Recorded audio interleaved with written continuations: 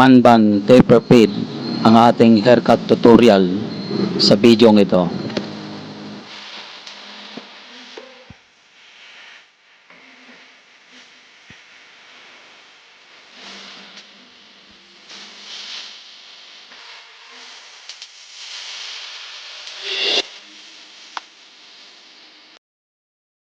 Pagkatapos ayusin ang kanyang long hair, manban, ay ito na ang pinakaunang gawin ay gumamit po ng guard number 2 close blade. So paikot lang po yan na para bang undercut lang ang mangyayari sa ating procedure ngayon. So yan po ay opening sa paggamit ng ating guard number 2 para mabuksan po ang kanyang buhok sa gilid. So ang sumunod ay trimming po tayo. Tatanggalin natin yung kanto paikot para medyo may forma natin sa kanyang style sa gilid.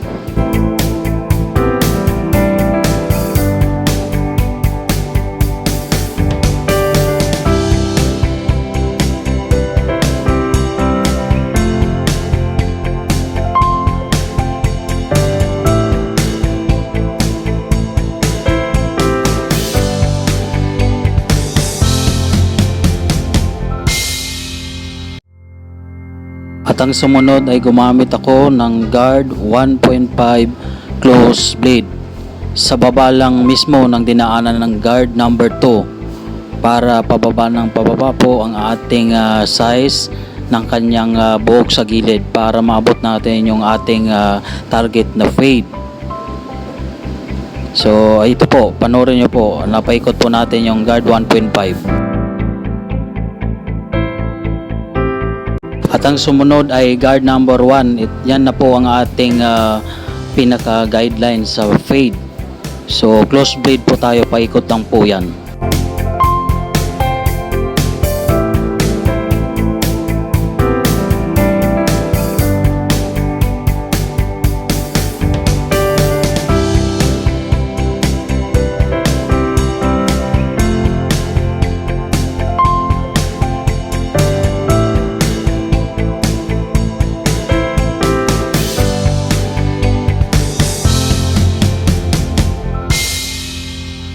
At ang sumunod ay gumamit na po ako ng guard 0.5 close blade with combination. Adjust natin yung blade ng sagad sa gitna at pantay. So yung ating combination ay wala pong guard. Tatanggalin natin yung guard na 0.5 pagkatapos natin gamitin yon.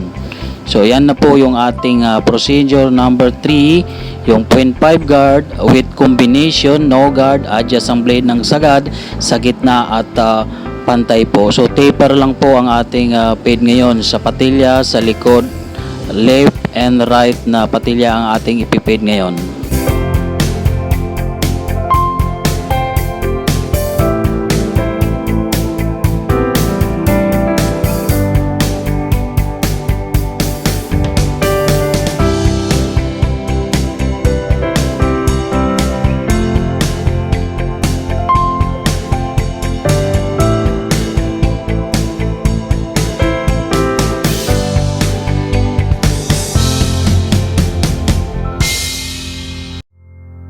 So ang sumunod na procedure natin ngayon ay bigyan na natin siya ng shape line sa noo, kung saan mababagay sa kanya yung shape line sa noo ang ating pag-ukit para sa kanyang gupit na manban taper fade. So ang kanyang style ngayon ay naka-taper po ang kanyang side by side, yung patilya at saka doon sa likod. Ayan po yung taper fade manban or manban taper fade. So gagawan po natin ng kanyang pattern para ahitin mamaya para maganda po at umangas ang kanyang gupit na manban taper fade. So panoorin lang mga katropa hanggang matapos po.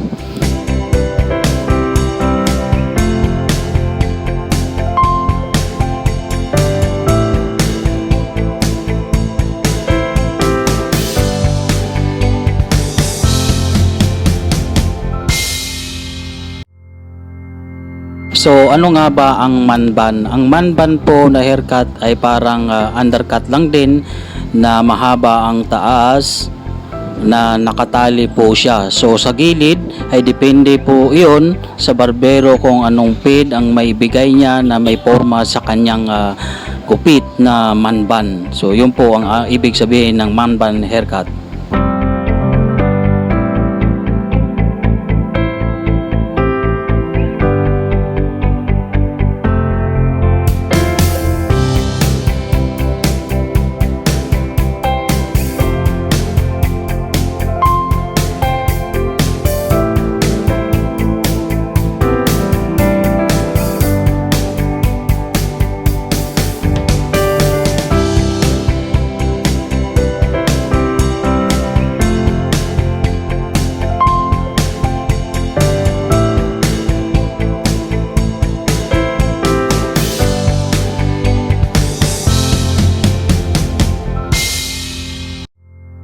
So bago nating ayitin mga katropa ang ating ginawa na pattern, ay sprayan po natin ng tubig or meron tayong mga liquid shaver, ay mas maigi po yung po ang ating gamitin para madulas at malambot yung buhok. At lagi pong tandaan na gamitin po ang bagong blade.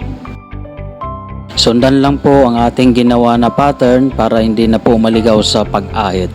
So ayan po, tuloy-tuloy lang sa panood mga katropa.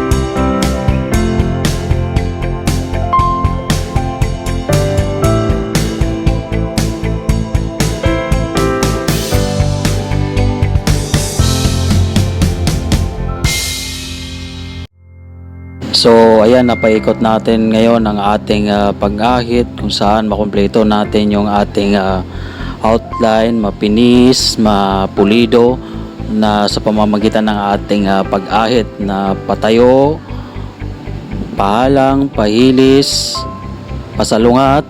So yan po ang kinalalabasan ng ating matinding shaver para sa ating pulidong pag-ahit. Ayan.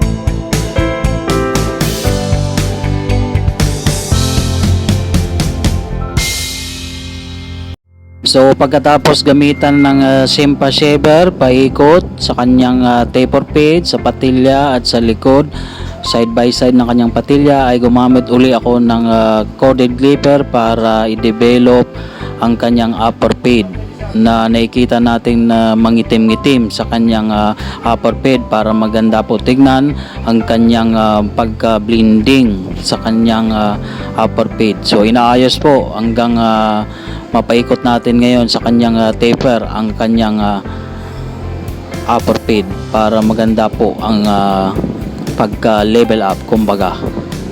Ayan.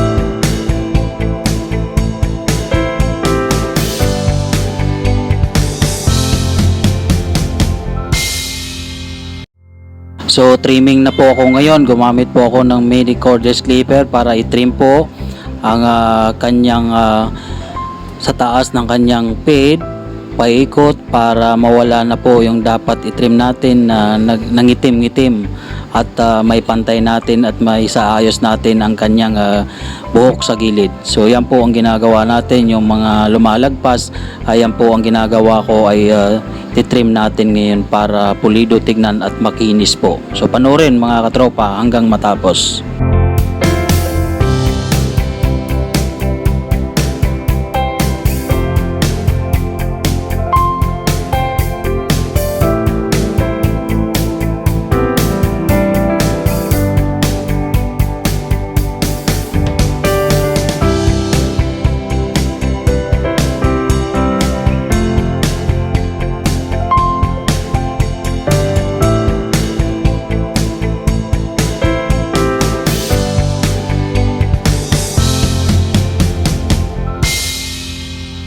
So ang ginagawa ko ngayon ay ginugupit ko yung mga buhok sa gilid na lumalagpas. Ayan, kung saan nakikita na dapat putulin ay putulin po at ahitin po yung mga dapat ahitin para sa mas lalo niyang kaangas sa kanyang gupit na man bun taper fade. So ayan po mga katropa.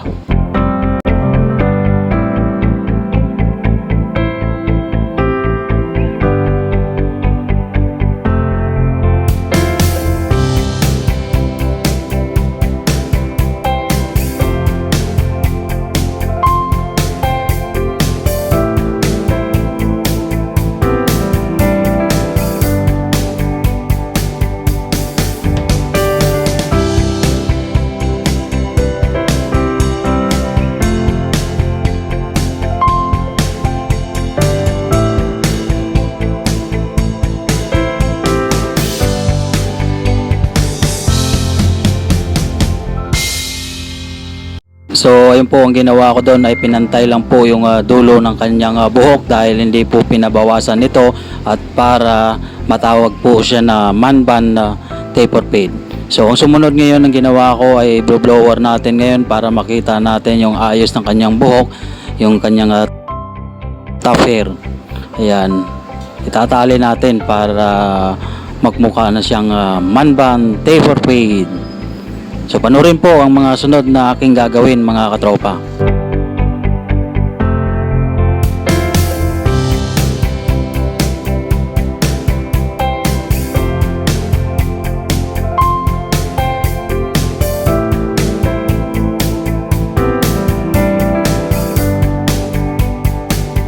So ito na po ang ating procedure ngayon sa light fire, kung saan sinusunog natin yung mga damaged hair na mangulot ng mga isa-isa na umaapaw sa kanyang buhok na hindi na kailangan. So yan po ang ginagawa ko ngayon.